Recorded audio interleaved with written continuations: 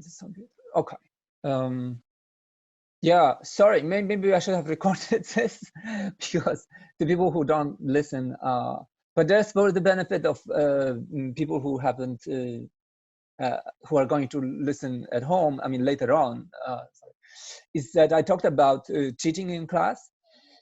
Sorry to repeat this, but I detected 2 people at the test, and I just promise to everyone that I will pursue this to the utmost extent I can, which is to just give them to the Ombudsman office that deals with academic honesty. And from my experience, I mean, actually in my experience, there hasn't been a single case where I have given this to this office and they return to me with anything but, yes, we agree, and the student is given a warning. This typically is, you know, I haven't encountered like a student who did this repeatedly. I think that when they done it once, they're given like enough of a spiel by this office that they basically don't do this again. Okay, so, but the good news is that I also don't see much of it. Like I saw, you know, 2 cases, so out of 200. So that's so good, but we are not done checking. So, all right, okay. That unpleasantries aside, let's go to the lecture. So, okay. So we are on. We want to go on with the stuff on modular arithmetics and stuff that leads to cryptography, and not only there is a use of the stuff we're telling you now in many other applications. So, for example, hashing,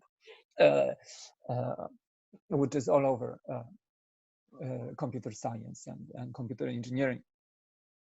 Okay, so okay, one more word about last lecture on modular arithmetics, which is, so we had this discussions of modular arithmetics, an example of Z5. So arithmetics modulo 5. At your homework, you have arithmetics mod 7 and mod 8 as examples in this problem 4. And I just want to say that when there is an equation that some expression mod n equals another expression mod n, then what x mod n is basically a remainder of the division of x mod x divided by n, and y mod n is a remainder of the division y divided by n. So this means that the remainders are the same if you divide x by n and y by n. And that means that if you move y to the other side, then because x and y have the same remainders in division mod n by n, that means that if you subtract them, the remainder is 0. So which means that x minus y is a multiple of n. It's a right, because if division of x minus y by n has remainder 0, and that follows from this equality, then that is the same to say that x minus 1 is a multiple of n. Okay, so in other words, and that is, there is a special notation for this, which is equivalence mod n. The 2 expressions are equivalent mod n because they have the same remainders in integer division by n. So the book insists on writing these expressions using this equivalent sign. And that is so that, because students have, it takes a while, and if you have an equation and some function here, because we introduce mod as a function, it's function that takes any integer and maps it to the remainders, right? To just a limited range of integers from 0 to n minus 1.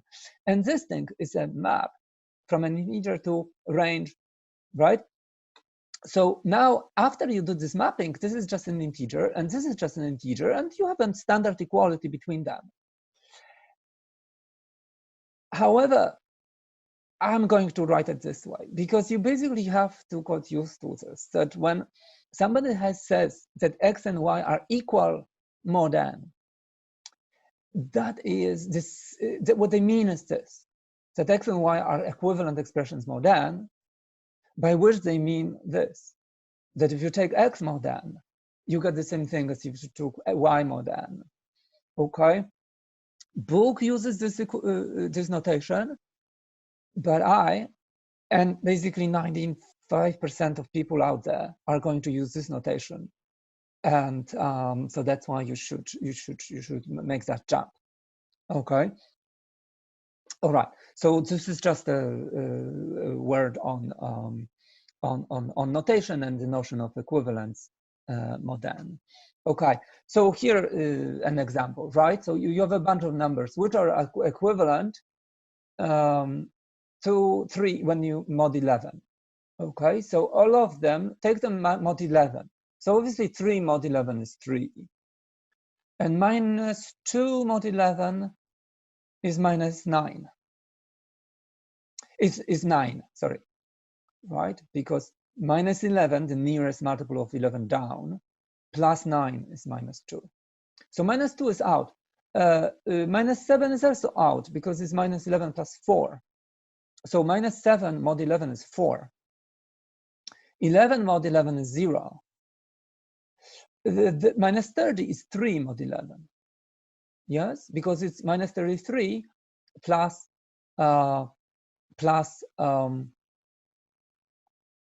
okay, I'm trying to look at the chat, but I cannot, basically, right? So I see that there is a TA, Anna at the list, so I delegate chat to her. Hello. Okay. So minus 30 is 3 mod 11.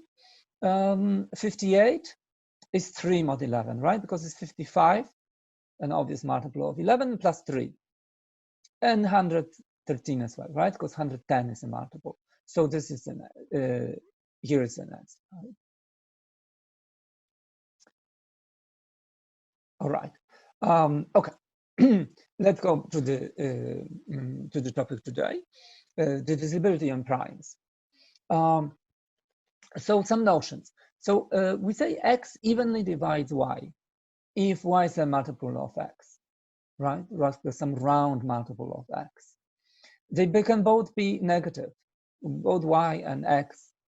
It still makes sense to say that one divides, although we usually will place here positive numbers. Okay.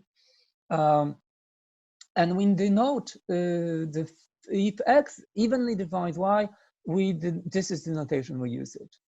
And you might recall that there's already 2 meanings of this bar, maybe even 3. One is to denote concatenation of strings. Another is to denote lengths of strings, right? Something bar means a length of that something interpreted as a binary string. Another place is the set builder notation.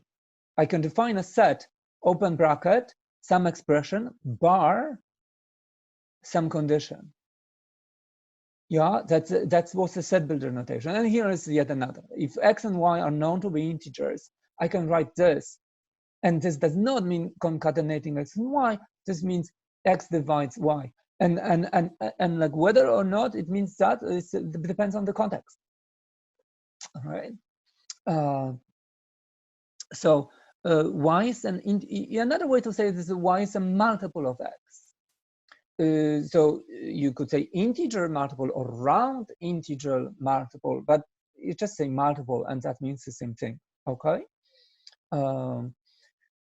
Another way to say it is that x is a factor in y, okay?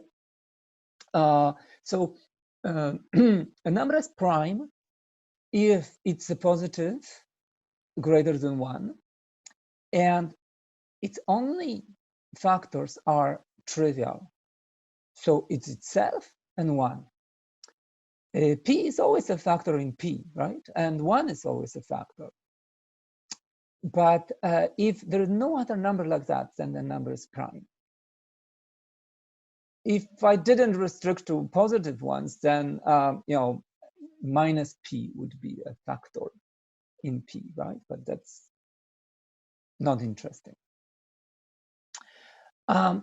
If a number is not prime, then we call it composite. Okay, so it has non-trivial factors. That's the point. That's why it's called a composite. It's made of some other things.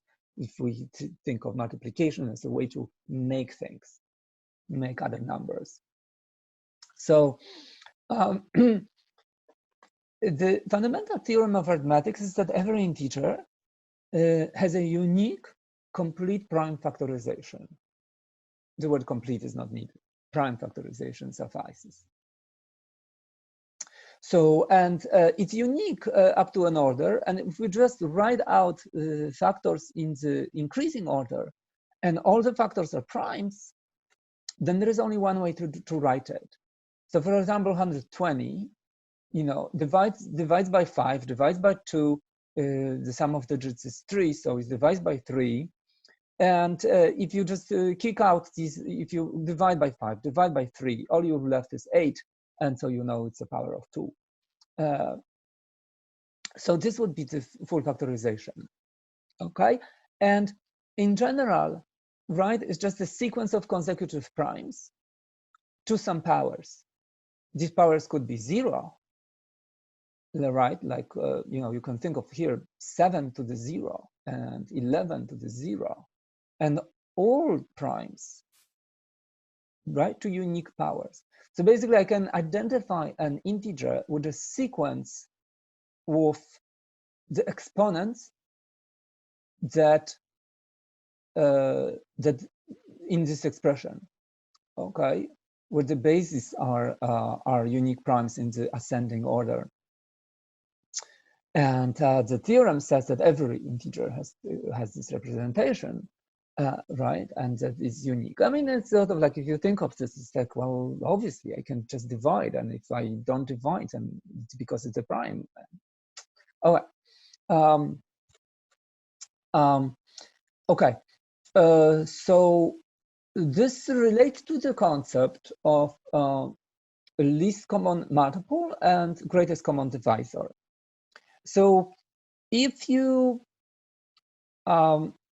here's the least common multiple notion. It's a function of two integers. And the least common multiple is the value, is an integer that is a multiple of x and at the same time a multiple of y. Of course, there is infinite number of such integers, right? Because once you find one of them, then you can multiply by anything and you get another multiple of both x and y. LCM is defined to be the least of them, right? So the minimal in this infinite list. And this, it must exist because the list is infinite, that you can tell, right? What's the number that is for sure a multiple of both x and y? A product. End of story. So a multiple of both x and y exists. And it's infinite because not only the product of y, but there's any product of that, right? That multiplied by anything is still a multiple of both x and y. And it has the least, the minimum, because it has to be greater, or it's at least x, right? So this list is infinite, but it has to be bounded from the bottom by x and y. So it exists. Greatest common divisor is this sort of story in the other direction. Think of all the numbers that divide x and all numbers that divide y. And there is such number. What is it? 1. Okay, it's always 1, always divides x and always divides y. The question is there anything more? So this list is not infinite. You have to be smaller than x, at most x to divide x, and at most y. So it's bounded from above by the minimum of xy, and by below by 1. So it's not an infinite list. And there must be a maximum, whatever the list is. So these guys must exist. Moreover, they're bound by this equation. So if you take the least common multiple and the greatest common divisor, you get these. Another important related concept, if it is the case that there is indeed no other common factors of x and y except of one, a trivial factor, we call those relatively prime. Okay, x and y we call relatively prime. If either x or y is prime, then, well, and the other one is not a multiple of the other guy, right? Then they're always relatively prime. Yes, but the thing is that you can have two integers that are not prime, very far from prime, and yet they're relatively prime. Take 8 and 9, right? 8 has factors, 9 has factors, but they don't have factors in common. Okay, let's look at some examples. So I cooked up some numbers that happen to be, these happen to be their full factorizations, right? So this thing is has 2 times 3 factor, right? So it's 3 times 3.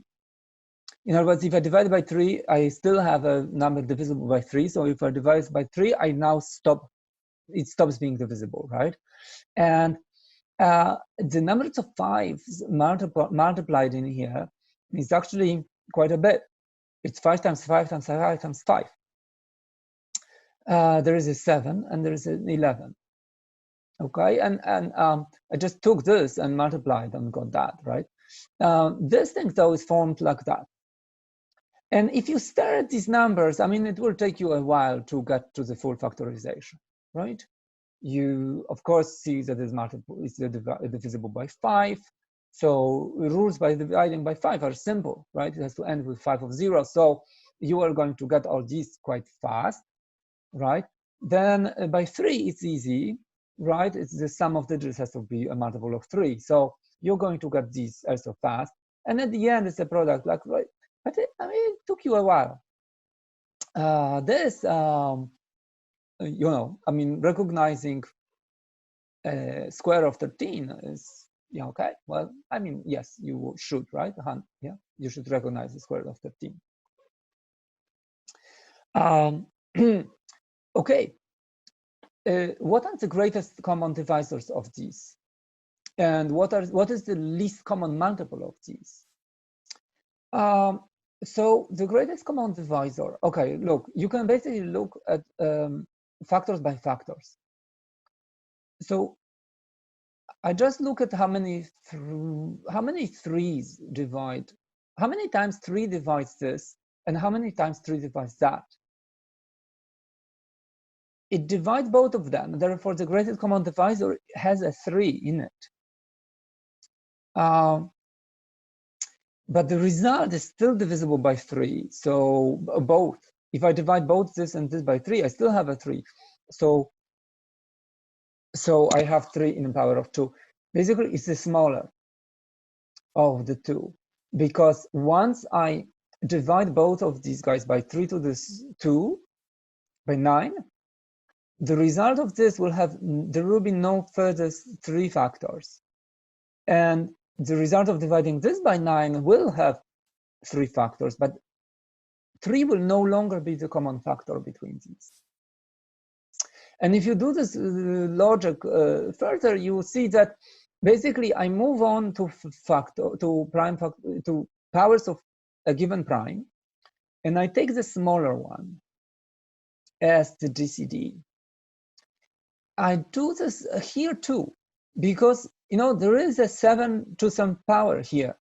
It's 7 to 0. And I took 7 to 1 and 7 to 0, and I took the smaller one, and I copied it here. There is a 7 to the 0th power. It's a 1. And I did this procedure for all of them. This is 11 to first, and here is 11 to 0. And it is here too. And here is 13 to second, and here is 13 to 0, copied here invisibly. All right. Least common multiple does the same procedure, but just takes the maximum. It's 3 to the 5 that is the great, it's going to be a multiple of 3 to the 5, and it's also a multiple of 3 to the 2, and it's the least multiple of both of these two. And likewise, 5 to the 4th is the least multiple of these two. And 7 is the multiples of these two, where here is 7 to the 0, and it's right. So these are the least common multiples of each power of prime. So the fact that, and you can verify, if you multiply GCD with LCM of these two numbers, you're going to recreate all the integers here, right? 3 to the 2 is here, 5 is here. So this and this is recreated by GCD. Whereas all the others, 2 to 5, 5 to 4, 7, 11, 13 to half, are all up here. So choosing the LCM is just choosing the larger always, and choosing the GCD is always choosing the smaller. If you take both, then you recreate both, right? So hence this. And so the law basically holds, it's simply this fact, right? GCD is made by a prime to the power that is least of these two, whereas LCM is the prime to the power that is a max of these two exponents. And min of the two exponents plus max of the two exponents is just these two exponents added. So, and that's exactly what happens when you multiply this with that. You add over exponents, right? So this holds because this does. Okay. Okay. Moving on. So you can now, how do you factorize? I mean, now how did I know that this is factorization of this and this is factorization of that? Well, I didn't. I did the other way. I cooked this number up and just cross multiplied them to create this, right? But in principle, how would you have done this in the other direction? Well, so algorithmically, what would you do? So here is a really dumb algorithm, right? Like it just recurs over all integers, skipping the trivial factor 1 and stopping at another trivial factor at the end, which is n, and just see if you divide, if x in this range divides n, right? You could, of course, code it better, right? Like, once you determine that the number is not even because it doesn't divide 2, then you could skip all the multiples of 2 in this range. And once you determine that x equals 3 doesn't divide n, then you could erase all the multiples of 3 and so forth, right? So you can do this. The question is, would this significantly improve the speed? Now you can say, well, what is significantly? Hey, kicking out all the evens meant that now my list is twice shorter. So that's significant. I go for 2 times less. And if I kick out all divisible by 3, so now my list became 6 times shorter. Is this significant as the number increases? Question. Okay. So far, it's not. There's no answer. I mean, I know the answer, but it's a question to you. And okay. So here is another way you can improve that thing, right? Don't search to the end. Search to square root.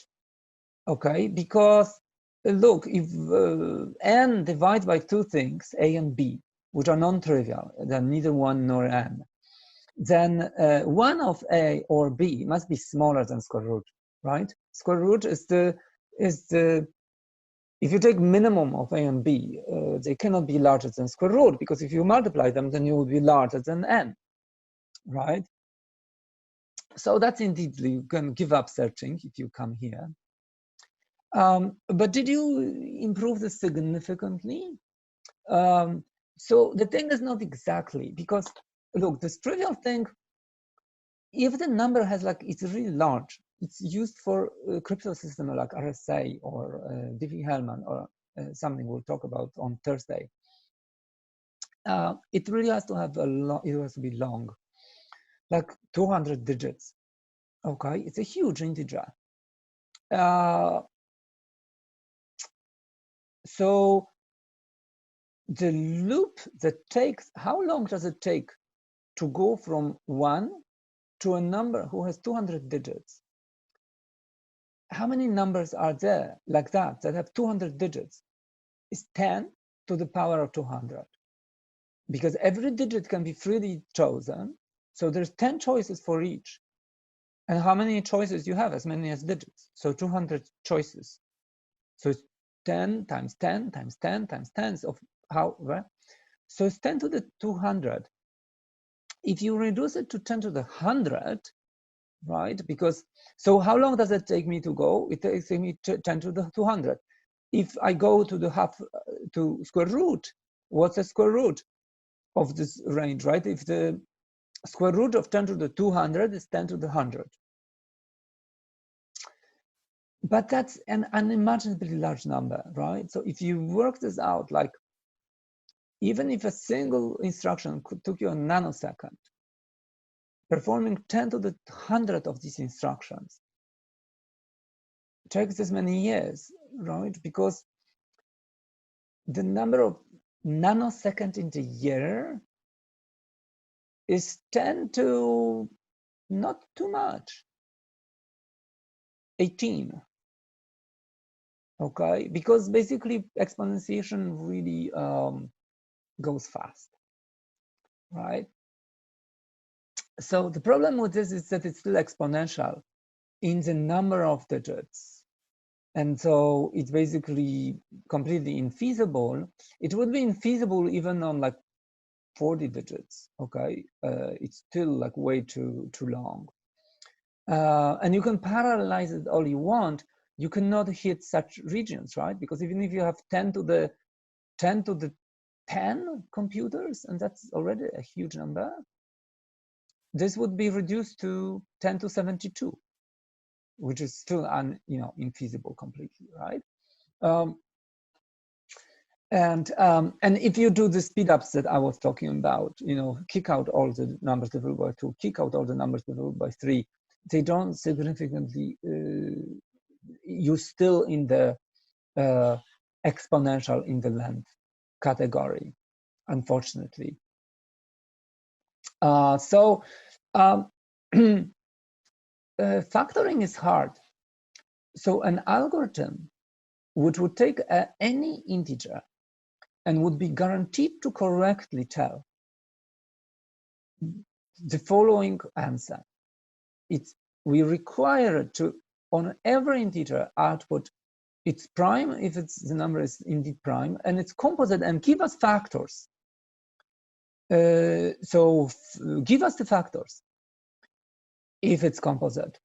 There is no known polynomial time algorithm. Okay, so polynomial means what? Polynomial in what, right? In the number of digits, in the length of this inputs. And the length of the input is the number of digits in the string, right? I'm giving you a problem statement. Here is a number, it's longish, it has 200 digits. And you have to tell me if it has factors, if it's not a prime, give me these factors. Of course, if I give you an even number, you give me a factor immediately, 2 and the number divided by 2. And you say, hey, that was easy. But I want you to be able to do this in every case, in the worst case, for arbitrary integer, not an integer that is formed as a multiple of small factors. Perhaps if an integer has 100 digits, I have to search for factors only to the square root, which means that now the square root has only 50 digits, but that's still 10 to the 50. And the worst case, in a sense, is my integer is a factor of 2 primes, but both primes are around 10 to the 50.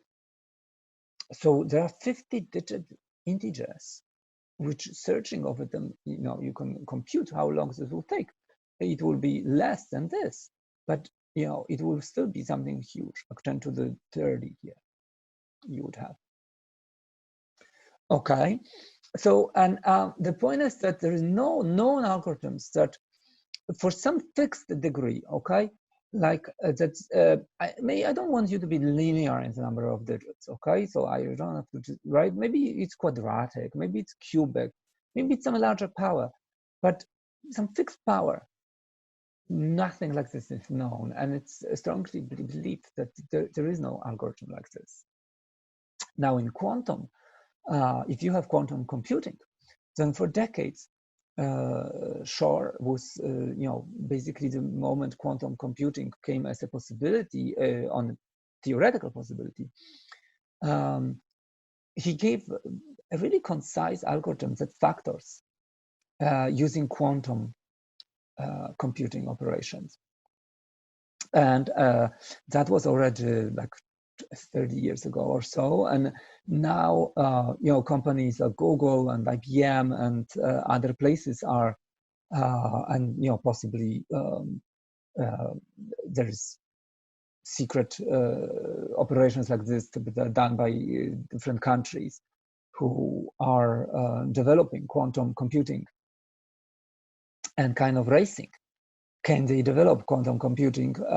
And so far, to the best of our knowledge, which is limited to what is visible, right, to the public attempts, which cost an incredible amount of investments. I mean, these are operations that use like up to thousands of people, that are dedicated to create quantum computing, and they're sort of succeeding at some limited forms of computing, and yet still it's not clear whether they will be able to extend that to a fully functioning general purpose quantum machine. But the race is on and the judgment is out, right? Now, in contrast, primality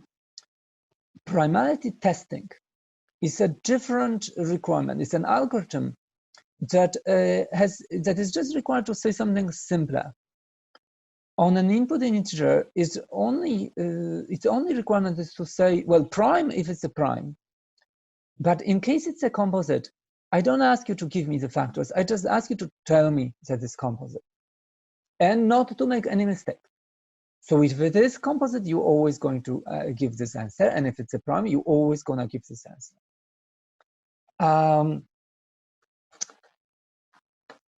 For years, we have known that there is an efficient algorithm to do this. The efficient algorithm to do this is probabilistic. In other words, it's going to give you the correct answer, except for probability of error. But that probability of error can be decreased arbitrarily with repeating the algorithm.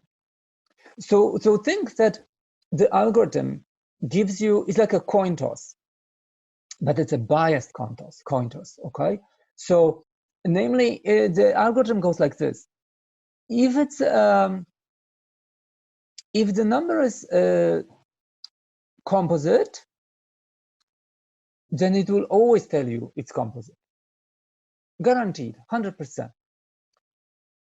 But if the number is prime, the algorithm kind of makes a coin toss ineffectively, okay? It gives you, I think it's prime, 50% the case, and I think it's composite, 50% of the case.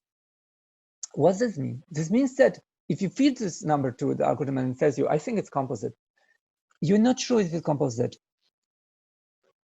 If the number is really prime, but it told you it's composite, it's 50% chance that it did. So let's just run the same algorithm again. It's going to choose some other random path, and independently of the first one, it will, with 50% chance, it will tell you prime or composite. So the way primality testing worked until there was a big breakthrough, which actually gave a deterministic primality algorithm. People really didn't believe that there would be, and yet somebody showed that there is. Okay, but so if you run the probabilistic primality testing algorithm, it has this behavior of just a coin toss. But what do you do? Well, run it 100 times. If it told you composite 100 times, what's the probability that it's actually a prime, but it just the algorithm made a mistake every time?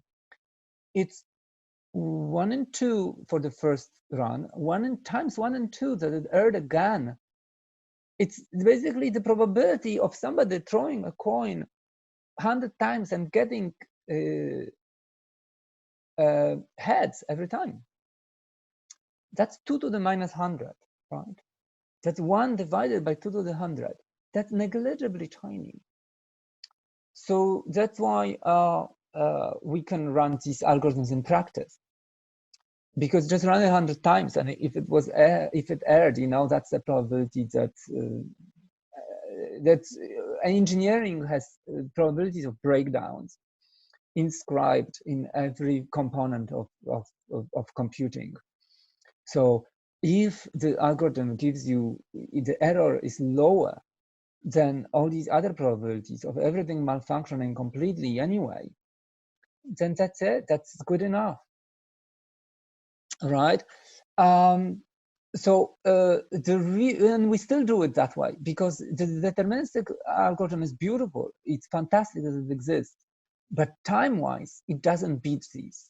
So it's still faster to just repeat the good old probabilistic one 100 times rather than run the non-deterministic one. It's just more complex. But you have to understand the conceptual difference between what is hard to give the factors and what is actually not so hard to just determine that it's composite or not. And you're going to ask, how on earth this algorithm determines that something is composite without knowing the factors? Okay, take a cryptography class. Actually, the undergraduate cryptography class will already go into it. Or, of course, read up without taking the class. Primality testing. Okay, so finding so if you need to find a prime number, and if you have done all of the homework already, then you already start getting the drift of like why primes are good for model arithmetics. So finding prime numbers will be important for all these crypto systems, and so if you say, well, find a 200-digit prime number, it will gonna run like this. Pick a random 200-digit number. Of course, just skip multiples of 5 and skip multiples of 2, right? But again, skip multiples of 2, 3, 4, 5. But there is a limit. You don't know how to pick random numbers that are multiples of these small prime factors otherwise, really. Okay. So this is just a heuristic that is going to speed this algorithm, and it's done in practice, but is not a full answer. Once you've done this heuristic, then just run the primality test. And if it says the prime, then you immediately know the answer. But if it says a composite, continue and just run it like 100 times. Okay. Now, how do you know that this might work at all? Because we have to assume something about primes being dense in the set of 200-digit numbers. That if we choose a random one, then with some noticeable good enough probability, that random one will be prime. Is that known? Is this like true even? I mean, so Euclid 2,300 years ago showed a simple, I mean, somewhat simple proof that the number of primes is infinite, that they cannot end. Okay, like you can think about this proof. I forget if it's in Zybox. And if you don't know how to argue this, Google it and you see the proof is very concise, very small, and completely elementary. Okay, so but that is not yet the end of the story, right? Because that's just the fact that they exist. It doesn't tell us that it's easy to find them. The primality, the random prime sampling algorithm, its efficiency relies on the prime number theorem, which says that the density of primes in a range is significant, first of all, and actually approximates this density by the following formula. So what it says literally is that if you look at how many primes there are in the range between 1 and x, for any x, denote that number of primes as pi of x. The theorem says that pi of x can be approximated by x divided by the natural logarithm of x. So logarithm base e. And that this is a good approximation as x grows, because the limit of this division as x goes to infinity, this division approaches 1. So it's like it's closer and closer to 1. In other words, the bottom thing is better and better approximation of this thing here. It will not work for small x's, but that you don't care. You never faced with the problem like, you know, choose an x that is prime that is smaller than 3. Okay, these are trivial questions. Like we just want large primes, and we're okay. So the fact that so if you now squint your eyes, you can see it this way. Pi x divided by x is about 1 over ln x. So ln x is divided twice. Pi divided by something, which is divided by ln x. So it's really ln x goes here, and really goes when you go on the other side, it will reappear in the denominator again. So in other words, on the left-hand side here, you have number of primes in this range versus the length of this range, all the numbers in this range. So this is really density of primes. It's like roughly what's the fraction of numbers. So this is the fraction of numbers which are prime, right? And that fraction is this. And now this is good news, okay? Because this means, okay, so let's look here first. Okay, so what is ln x? Okay, natural logarithm, right? So for anyone who is shaky on logarithms, now is the time to go to the Zybox chapter that discusses logarithms, right? So it was on our reading list, and I said I'm not going to test you on this, but it's like this is the time to check this stuff, and if you don't know it, or refresh it if you know it, because we're going to use it now intensively. Okay, so a logarithm, natural logarithm, is the logarithm e base e of 10 times the logarithm base 10 of x. And what's the logarithm of an integer base 10? It's the number of digits, right?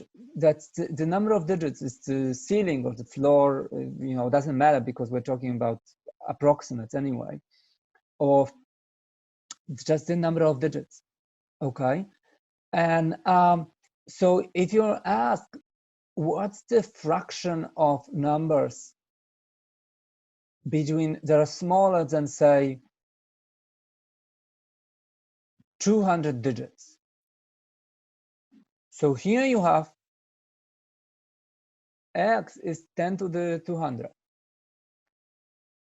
And the logarithm natural is 2.3 times the logarithm of 10 to the 200 base 10, which is 200. So it's 230.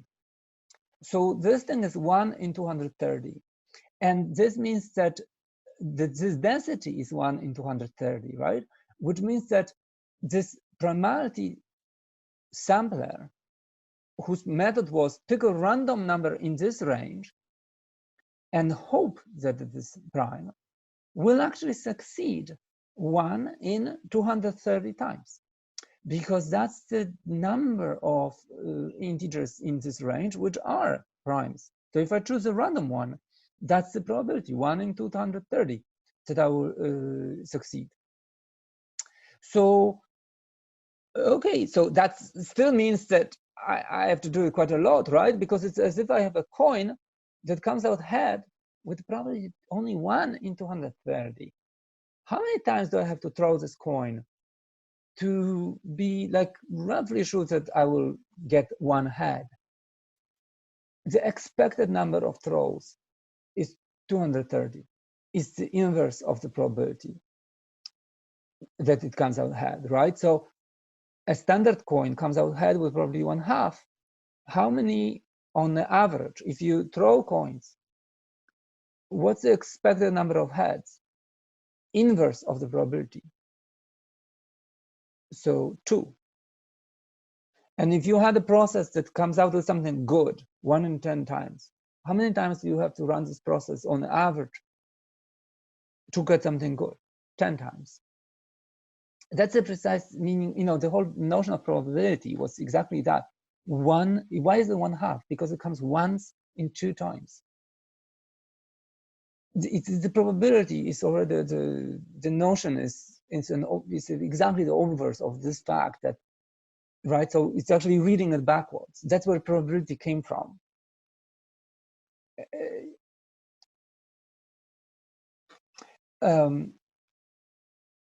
All right. So so is this a big problem, right? Like, you know, that you have to do it like I'm asking you, pick a random prime that has 100 digits. Now it turns out that you have to take a random integer and run this test, and this test is 100 times repeat something, and 229 out of 230 times is useless. Because it's actually going to tell now it's composite, I'm sorry, in the end, right?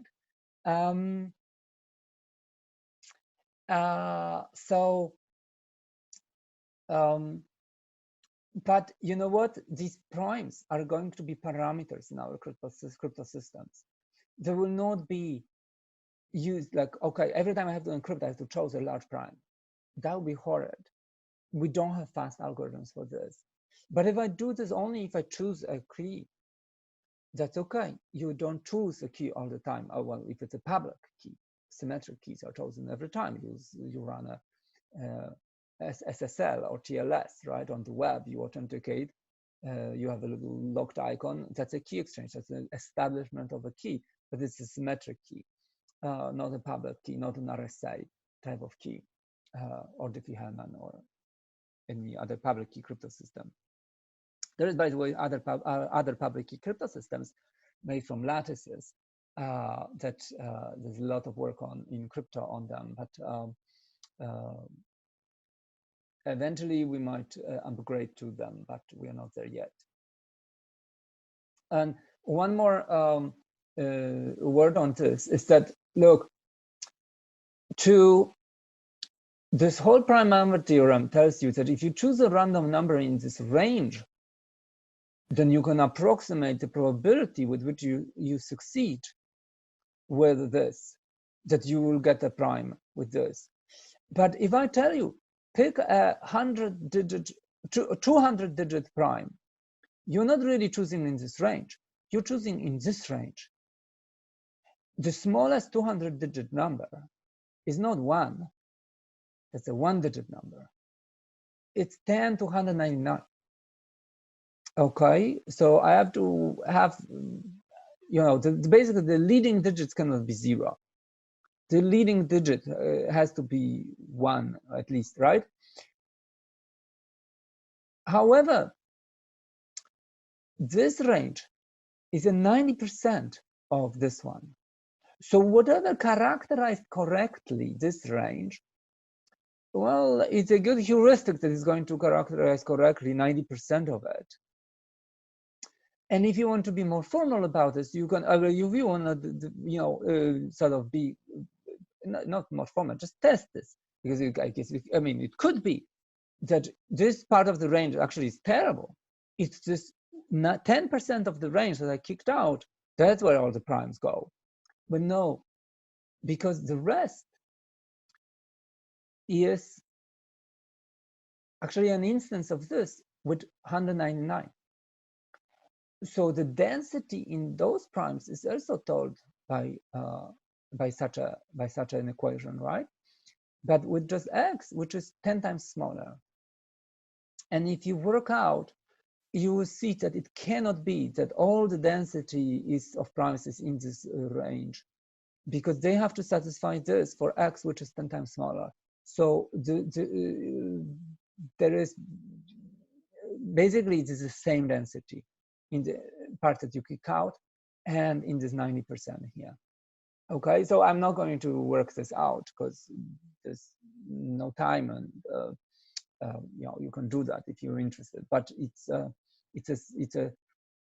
there's a gap between what this says and what we truly need.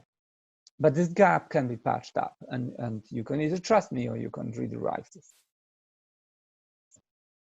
Okay, so what's the random number in this range? Well, there is 15 digits, so I just take it 1 to the ln x. This is x, and I approximate natural logarithm of x with 2.3 times the number of digits, which is 15, and boom, I have an answer. Okay, we will be asking you these, like roughly how long this algorithm would choose and why is it efficient, and it's not complex to learn how to approximate this, okay, and how to answer such question. The point is this for people to understand, one, that these crypto systems can choose primes if you give them enough time, but also that one shouldn't do this over and over too much. Okay, Euclid's algorithm, computing GCD. So far, I introduced the GCD and LCM concepts. Sorry, just can you go back to the previous slide for 1 second? I think I saw something. 2.3 is the approximation constant for ln, right? For natural logarithm of 10. For natural logarithm of 10. Okay, sounds good then. Okay. So you know GCD and LCM. You know that they multiply. If you multiply them, you get the multiple of x and y, product of x and y. You know that, but you know that primarily choosing that factoring either x or y is in principle a hard problem. That we don't know efficient algorithms to fully factorize x for any x. So obviously, I haven't been talking about it, but if you choose a random, well, no, but you see, if you choose a random number, then with a high chance, that number is a product of high primes. Yes, because primality, okay, let's skip this, right? So you're gonna ask like how hard on average it is, or like, well, but what is average anyway? So what are you averaging over? In any way, we don't know how to answer it for arbitrary x. However, we will find it useful to compute GCD. And the beautiful thing is that you can compute it without full factorization. So even though full factorization is hard, you can still compute it. It's a Euclid's algorithm. It's a very nice algorithm. It's very easy too, and it's recursive. Another motivation basically why we are drilling all this recursion stuff. Just to recall that if a and b are integers, then when we talk about the integer division of a and b, we have two concepts: a quotient of this integer division and a remainder. So a mod b is the remainder, and it's an integer that has to satisfy this relation. So a, if it's represented by some multiple of b, round multiple, it can be plus a remainder that is in between 0 and b minus 1. Now, the Euclid's algorithm is based on the following observation, that I can compute GCD of two numbers a and b without fully factoring either a or b, because let's just take larger of them and call it a. So if a is larger than b, then the following is the case for any d, which I call d because it will be a divisor. If d is a divisor of both a and b, and recall, GCD is the greatest of such divisors, right? It's the greatest common divisor. Then d has to satisfy also the following. It's also a divisor of a modular reduction modulo b. So a remainder of the integer division of a by b. Euclid's algorithm is already basically here, because now you have reduced the question of what is the GCD of AB to, which is find divisors of A and B and find the larger of them, largest, to the question of perhaps do the same for smaller number. The smaller number is A mod B. It is smaller than B by definition, because A mod B is a remainder of the division by B, so it's smaller than B. And it's also smaller than A, because A is greater than B. So this gives where the recursion goes from. But let's first observe that the following fact. Okay, so definition of A mod B is that you have to satisfy this equation. Okay, so I will rewrite it like this: that the remainder A mod B is an integer that can be represented like this: A minus some multiple of B. And I don't care what this multiple is, as long as it's the result gives me puts me in this range. So now I will argue the following. I will argue this fact that if there is a common divisor of both A and B, then this common divisor is also a divisor of the A mod B. And now look, it's not a hard thing to argue. This means that A is some multiple of D, so it's M times D for some M. D divides B means that B is also a multiple of D. So now if A mod B is like this, which it has to be, then this is a multiple of D as well, because A is M times D and B is Q times D.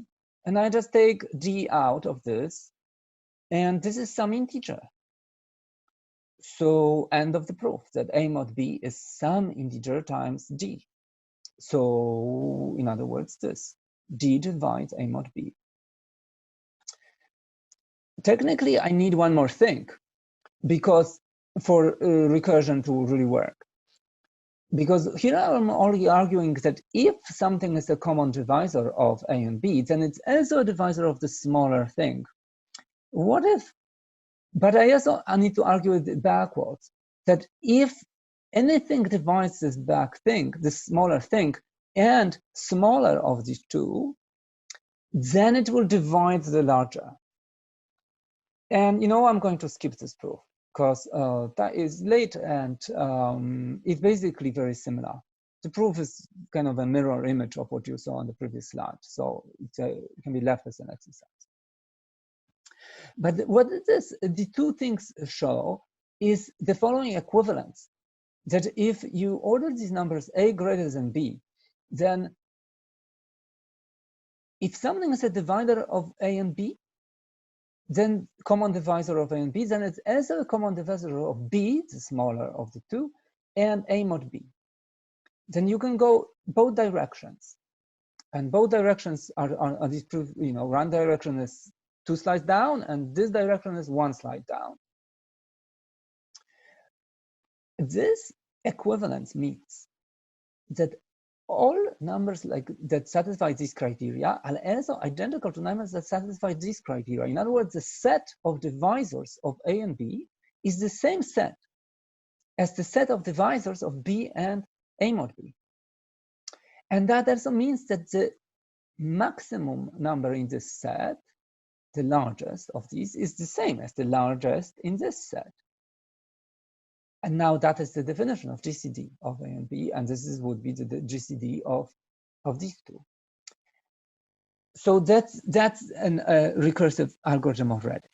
If GCD of A and B is GCD of B A mod B, because these two things are smaller than these two things. If you take the minimum of these, it's this side. And it's smaller than the, right? So minimum of these two, which is this, is smaller than minimum of these two, which is this. So if I run a recursion like this, it will just go down, down, down, down, down. Can it reach negatives? No, because taking A mod B for any A mod B, right? It always gives you 0 or greater.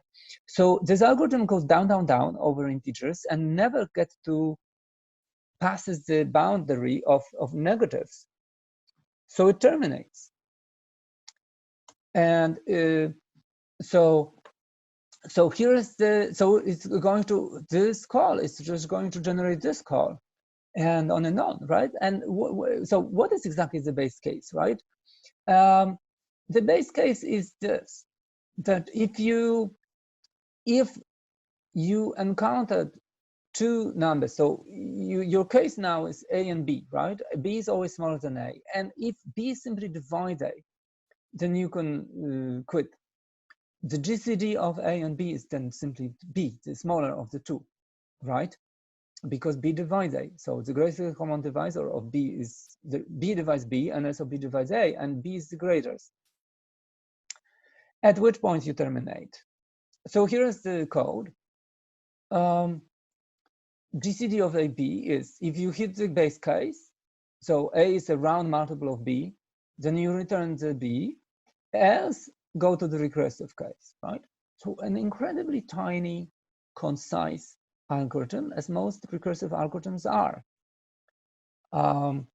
And what the last few slides did was to argue correctness of this algorithm.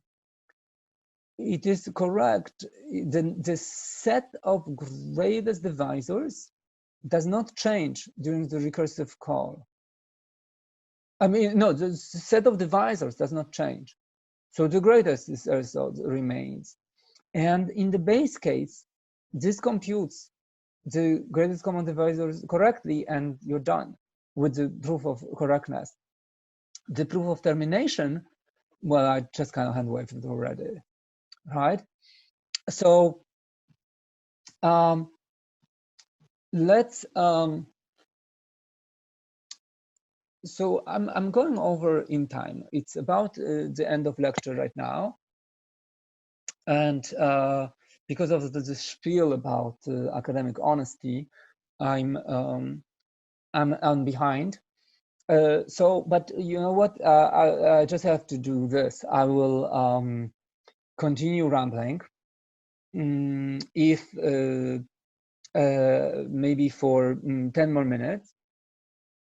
And then I will make a small lecture that is just me and camera, and I'll post it on some extra stuff that I will not cover even in 10 minutes.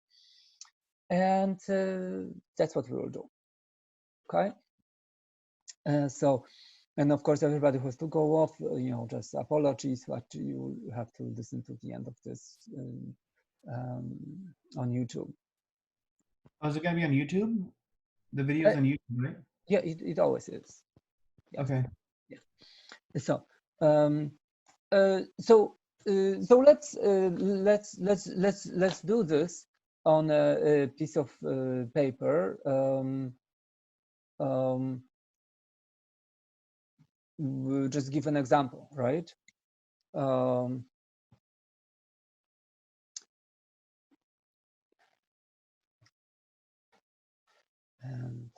speak with you. Okay. Let's this. Okay. So here's the recursive algorithm. What? What on earth? Okay, so you got some. Oh Jesus, you got you have a split image, right? A little bit, and it's a little blurry. It's hard to read. Okay. Okay. Okay. Good. Okay. GCD of AB is if B divides A, return B, else return GCD of B and A mod B. Okay, so that's it, right? This is Euclid's algorithm. Here is the base case. Here is the recursive case. Okay, so let's do, okay. So GCD of, I had some numbers, but now I lost them. So 159, you know what, let me do the same one that I would do here on another algorithm. 259 and 77. Okay, so the first call is A 259, B 77. Clearly we're not in this case. Okay, so what's the nearest multiple? So let's take 3, right? So 3 times 7 is 21. So it's 3 times 7 is 210 plus 21. So 231, smaller. Okay, so that means that A mod B was 259 minus 231, which is 28. Okay, so this is going to generate a recursive call with A77, right? The first argument is the second argument in the previous call. So, right, so B was 77, A mod B in this algorithm was 28. So when I make a recursive call, I'm making it on A77, B28. Okay. So I recurse. I check. Well, 77 does not. 28 does not divide 77. So I failed this clause. So I go here. So I have to compute what's A mod B. So sorry, this is B is 28, right? So what's A mod B? So well, let's multiply 28 a few times to see how far we get. So it's going to be twice, right? So 2 times 28 is 56, right? And 77 mod 28 is 77 minus 36, which is 11, right? So so now we're making a recursive call. B is 28, and A mod B. Let me check how this view looks. Okay, A mod B is, as I have just computed, 11. So I'm making another recursive call to the same algorithm with A equal 28 and B equal 11. Okay, so I recurse. Well, 11 does not divide 28 evenly. So I go here again. So what's basically 28 mod 11 is 22, right? Is 6. So my B is now 11, and my A mod B is 6. So I'm calling GCD on A equal 11, B equal 6. Okay, that's my next call. And again, B does not divide, right? 6 does not divide 11. So my next call is going to be B will be 6, and A mod B will be 11 mod 6, and that is 5. Okay, so my next GCD is, my next A would be 6, and my next B would be 5. So these are my parameters, and my values of my variables. And so again, 5 does not divide 6, but but now, so what's the next call? B, I call it with B, so this is equal to 5, and with A mod B. So 6 mod 5 is 1. 6 mod 5 is 1.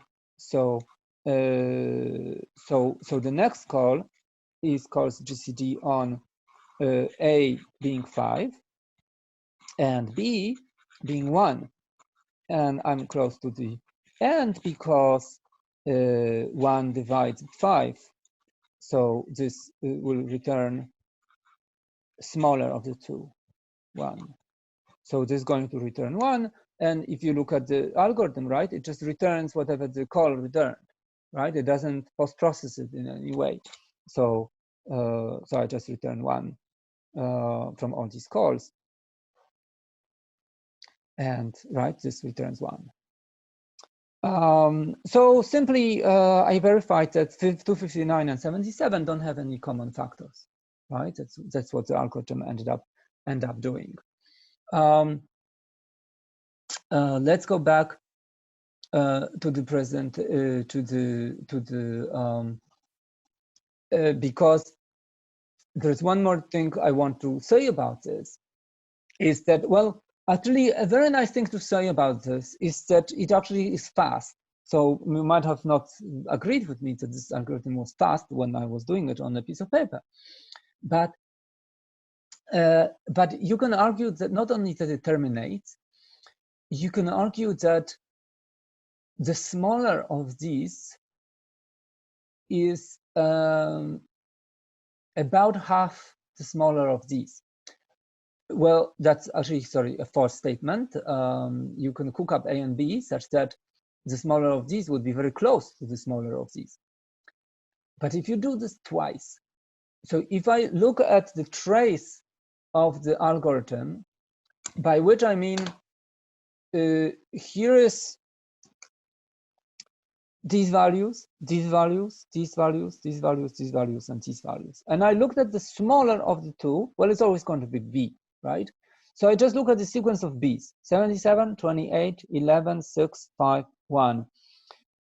If I go 2 ahead, it will always be the case that this guy is at least, it's at most half this.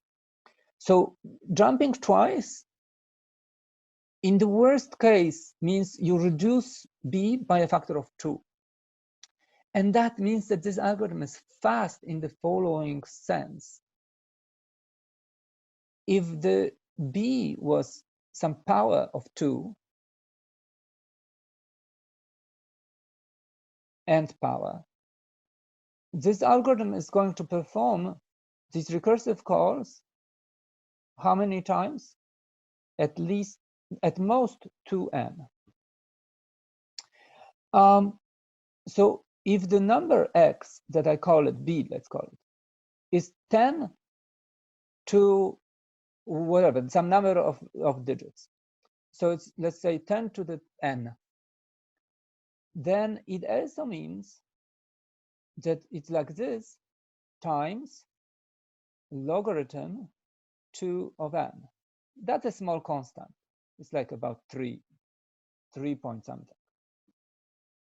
So this means that this n prime is really here, so it should be times 3.2. So this is about 2 times 3.2, 6.4 times n. this is the number of digits. This is the timing of the algorithm. So if I had 200 digits here, right, the number was it was a 200-digit integer, a huge one. How many times I would do this? 200 times 6. And, you know, that's like fast exponentiation, right? The time is some constant, the logarithm. Let's say base 2, but it doesn't really matter because whatever base we take of the logarithm, it just influences this constant. Time on input B was a logarithm of B. That's the kind of speeds we got with the fast exponentiation, right, algorithm. This is basically allows you fast computing on large numbers.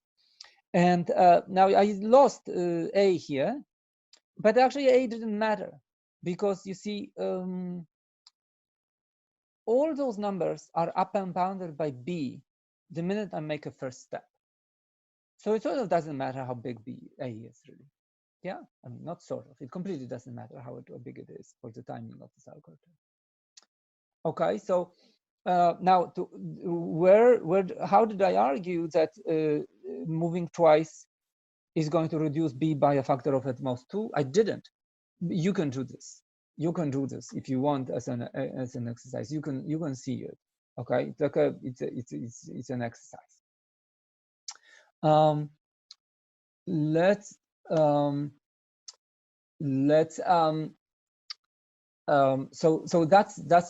the Euclid's algorithm. And one more word about it is that this algorithm can not only compute the GCD of the inputs A and B, it actually can also, in addition, find linear coefficients S and T, which would make the following equation true. So these linear coefficients make the GCD expressible as some linear relation on A and B. Okay, and where do these coefficients hide in the algorithm? Okay, so let's do it by example. And this example is all on the slide. So it's the same. It's the same inputs that we had before, right? So it's the same trace of an algorithm. And now just to show you how to find S and T. Okay. So here was the sequence of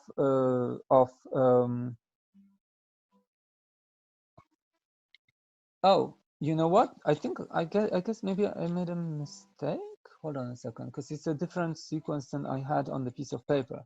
So 21, 28, 11.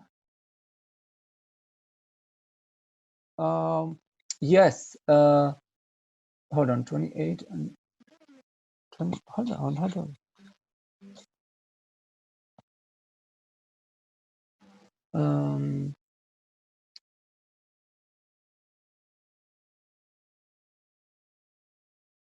I think here is a mistake.